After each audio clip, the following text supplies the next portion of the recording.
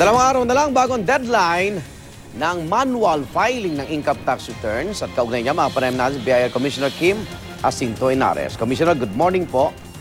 Good morning din ho sa inyo. Opo, Commissioner, yung Memorandum Circular 18-2015, pakilinaw po, yung wala pong babayaran, Yun hong mga tao na negosyante ho, no? Kasi kung compensation income earner kayo, pwede naman talaga kayo mag-file manually, no? Opo. Kung kayo ay nag-so at wala ko kayong babayaran, nire-require ho namin kasi kayo mag-submit online, no? Para hindi na kayo pumila. Pero dahil sa may mga tao na nahihirapan, minarapat namin na kailangan pa rin ho kayo mag-file on or before April 15 manually. Pagkatapos nun, binibigyan ho namin kayo ng 60 days para i-file ho online. Online. Aha. Pag na-file nyo in 60 days, on or before June 15 yung return nyo online, wala ho kayong penalty. I see. Okay, so darating po ang panahon lahat online na, Commissioner? Yun hong mga taong, kasi may mga nag-negosyo, di ba? Nag-register sila, tapos wala naman transaction, no? So, buwan-buwan ho, pumupunta ho yan sa BIR. So, imbis na pupunta ho sila, pa-file na lang ho nila online para hindi na ho sila pumipila, no? Pwede nilang gawin sa bahay nila, sa kung saan man sila naroroon. So, sa lahat ng mga taxpayer, manual pa rin tayo? Hindi. Meron hong piling taxpayer na electronic, no? Okay. Opo. Yun ho, let's say, yung mga large taxpayer, yung mga nagpipito sa gobyerno, Opo. yung mga national government agency, yung mga top 20,000 taxpayer na korporasyon, no? Yung mga korporasyon na 10 million up yung kapital. Okay. Yun ho, matagal na kung kailangan silang ESPS. Okay. Okay. Ito po yung ilang mga reklamo po dyan sa online na natanggap po namin. Una, hindi raw po compatible sa Mac ang program, Commissioner. Talaga ho naman hindi compatible, no? From day one, no, sinasabi na ho namin na hindi ho ito for Apple at Mac. Oo. Aha. So, paano po yun? Kasi ho, karamihan ho ng tao, hindi naman ho nag-a-Apple, no? Kasi karamihan naman paano ho, nga po? Okay, Commissioner, Windows, no? Paano nga po yung may Apple? Pupunta ho sila siguro sa internet cafe. Ay. No? Or, siguro, kasi ho, binil ko yung system para sa karamihan ho na tao, no? Ang karamihan ho may Windows. Hindi pa naman ho Apple, no? Mas yung mga mayayaman ho may Apple.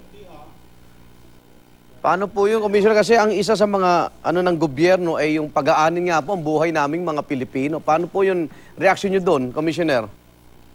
Siguro, matagal na ho yung sistema namin. Sinasabi naman namin, talaga hong Windows siya, no? Pero, siguro in the future, we build ho kami na pwede hong i-adapt sa Apple. Pero since before pa ho, talaga hong Windows ho yan. So baka wala hong penalty kung Apple user ka? Hindi ho. Matagal na ho namin kayo ini-inform na dapat ho mag-software kayo. Di dapat ho, pumunta ho kayo. Tingin ko, lahat naman na Apple user, meron naman ng Windows sa bahay nila, no? Wala ho yata lahat. Okay, ang pwede ho kayo pumunta sa opisina nyo, tingin ko, or sa internet cafe, or humiram ho kayo ng computer ho sa kaibigan nyo. Hindi naman ho kailangan yung computer nyo sa inyo. Parang, ewan ko kung maunawaan tayo na nanonood. Anyway, ang BIR po, hotline daw po, walang sumasagot. Na-action na po ito, Commissioner? 8 to 5 ho yung hotline namin, Monday to Friday. Yun hong help desk, yun ho yung 24/7. Yung mga telephone number ho na yun, nandun sa Annex D ng RMC 14-2015. Okay. Yung website, kung hindi raw po mabagal, bagsak daw po, Commissioner?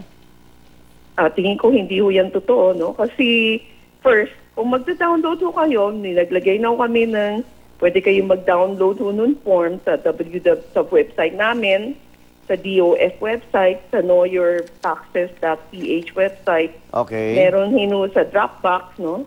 Nandun yan yung mga information sa RMC 18-2015. Ang gagawin nyo, na-download nyo, pag na-download nyo na, umalis lang kayo sa website.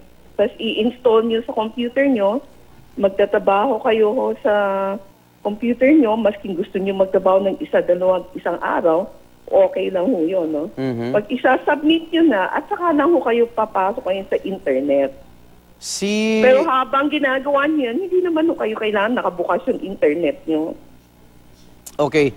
Commissioner, yung si Raisa Robles po, no, sa vlog niya, ang experience po niya, mas mahirap daw ngayon ang proseso sa mga self-employed. Parang 6 na proseso ang pupuntahan. Self-employed. Oh, self-employed. Ang self-employed ho, kunyari ho, employed kayo, meron kayong babayaran na buwis, hindi naman ho kayo required online So kung ano ho yung proseso dating ginagawa nyo, yun ho yung gagawin nyo. Ang pinagkaiba lang, download ho yung software, i-fill up nyo via sa computer kasi siya na ho magpo-compute para sa inyo, tapos i-preprint nyo, pagkatapos dali nyo sa bangko, bayaran nyo ho. Opo. So, kailan po yung programa magiging compatible sa lahat po ng sistema, Commissioner? May ginagawa pong ganong... Gagawin mo natin, tatapusin muna ho natin itong April 15, no? Kasi ito ho muna yung pinagtutuunan namin ng pansin, no? Pagkatapos noon, yung isusunod na ho natin yun. I see. So baka pwedeng mas maging maluwag tayo sa mga penalty ngayon? Tama ho ba, Commissioner? Hindi naman.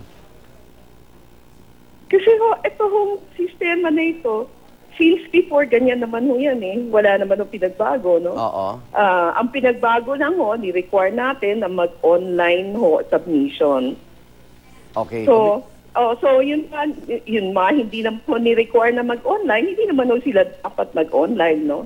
Pero kung gusto nila, wala naman hong problema. Kaya lang, meron lang hong mandated na tao na mag-online, hindi naman ho lahat.